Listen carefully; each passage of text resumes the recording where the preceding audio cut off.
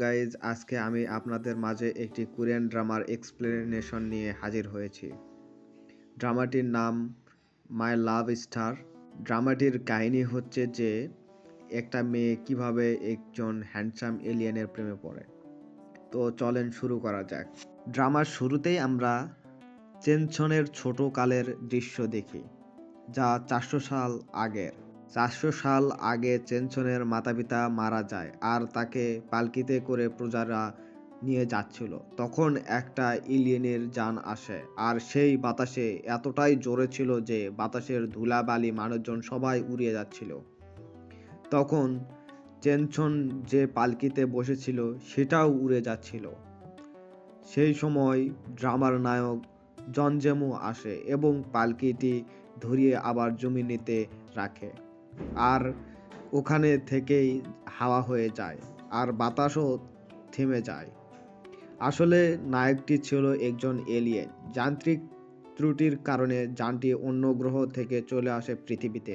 তারপর আমরা 400 বছর পর দেখি যে জনজেমু নামে সেই নায়ক একটা বিশ্ববিদ্যালয়ে শিক্ষকতা করেন, সেখানে সাইকেলে চড়ে পড়াতে যান। আর এইদিকে চেনচন নামে সেই নায়িকা অভিনেত্রী হন আর অনেক বড় সেলিব্রিটি হন এবং একটা কোম্পানির সাথে কাজ করেন। চেনচন মাঝে মাঝে social media Abol Tabol post করেন আর কোম্পানির টিআরপি কমে যায়, কিন্তু কোম্পানির ডাইরেক্টর ভয়ে থেকে চেনচনকে কিছু বলতে পারে না, কারণ চেনচন যদি কোম্পানির সাথে কাজ করা বন্ধ করে দেয় এই জন্য। তারপর আমরা দেখি চেনচনের সাথে নায়কের দেখা হয় একটি বিল্ডিংয়ের নিচে লিফট এর সামনে, আর দুজন একসাথে লিফটে ওঠে এবং মেয়েটি ছেলেটিকে বলে, তুমি কি আমার ফ্যান? তুমি আমাকে ফলো করছো? কিন্তু ছেলেটি কিছু বলে না। পরে মেয়েটি ছেলেটিকে অনেক কিছু বলে, কিন্তু ছেলেটি বলে, তুমি কি যাবে? আমার রুমের পাসওয়ার্ড দিতে হবে। তখন মেয়েটি অবাক হয়ে বলে, ওহ, তুমি এখানে থাকো? ছেলেটি কথা না বলে রুমে ঢুকে পড়ে। তারপর মেয়েটি রুমে যায় এবং তারপর মেয়েটি গান গাইতে শুরু করে অনেক জোরে জোরে, কিন্তু ছেলেটি তার নিজের রুমের ভিতর থেকে শুনতে পায়, কারণ ছেলেটি একজন এলিয়েন ছিল এবং তার এমন অদৃশ্য শক্তি ছিল যে সবকিছু রুম থেকেই শুনতে পেত।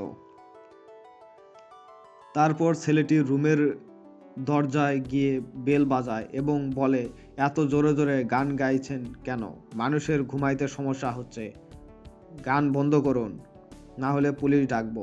তখন মেয়েটি অনেক কাঁদে এবং বলে যে আমার কথা কেউ শুনতে পায় না, আমার কথা কেউ আমাকে কেউ দেখতে পায় না। অনেক জোরে জোরে কাঁদছিল।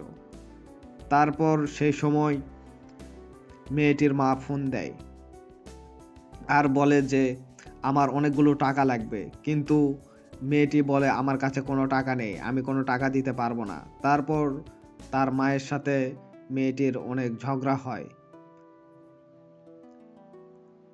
তারপর আমরা পরের দৃশ্যে দেখতে পাই যে নায়ক সেই বিশ্ববিদ্যালয়ে ক্লাস নেয় এবং সেই ক্লাসে নায়িকাও পড়ে। আর নায়িকার বন্ধু বান্ধব বলে, তুমি এই শিক্ষককে চেনো? তখন নায়িকা বলে, হ্যাঁ চিনি। পরে ক্লাস শেষে মেয়েটি ছেলেটির কাছে যায় এবং সরি বলে যে সে কাল রাতে না বুঝে ওই রকম করছিল। তখন ছেলেটি বলে, আচ্ছা ঠিক আছে। তারপর আমরা দেখতে পাই নায়কটি একজন বৃদ্ধ লোকের সাথে বসে চা খাইতেছে এবং গল্প করতেছিল। সেখানে নায়ক বলে, আমি এই জন্যই বন্ধুত্ব করতে চাই না, সবাই আমাকে ছেড়ে চলে যায়, আমার আগে সবাই বুড়ো হয়ে যায়। তারপর ওই বৃদ্ধ লোকটি তাদের আগেকার একসাথে তোলা ছবিগুলো দেখায় নায়ককে এবং সেখানে অনেক কথোপকথন করে। পরের দৃশ্যে আমরা দেখি যে গল্পের আরেক চরিত্র লিও হচ্ছে একজন ধনী ঘরের ছেলে। তার বাবা বিজনেস করে এবং অনেক বড় কোম্পানির মালিক। লিও হচ্ছে চেনছনের ছোটকালের বন্ধু, কিন্তু লিও বিদেশ থেকে এসে নায়িকার সাথে দেখা করতে যায় এবং একটা রেস্টুরেন্টে বসে কফি খেতে খেতে নায়িকাকে প্রপোজ করে, কিন্তু নায়িকা না করে দেয়। তখন লিও বলে, আমি ছোট থেকে যখনই তোমাকে প্রপোজ করছি তখনই তুমি আমাকে না করে দিয়েছো, কেন? তখন মেয়েটি বলে, আমি ছোটকালে এক জায়গায় অ্যাক্সিডেন্ট করছিলাম এবং একজন আমাকে বাঁচিয়েছিল, আমি তার সাথে দেখা না করা পর্যন্ত কোনো কিছু বলতে পারবো না। তখন লিও বলে যে এ- একদিন দেখেও গিয়ে কি ভালোবাসা হয়? কিন্তু মেয়েটি বলে, আমি এই বিষয়ে কোনো কথা বলতে চাই না। তো বন্ধুরা, এই পর্যন্তই ছিল আজকের কাহিনী। পরের এপিসোডে দেখতে আমার চ্যানেলটি সাবস্ক্রাইব করে আমার পাশে থাকুন। ধন্যবাদ।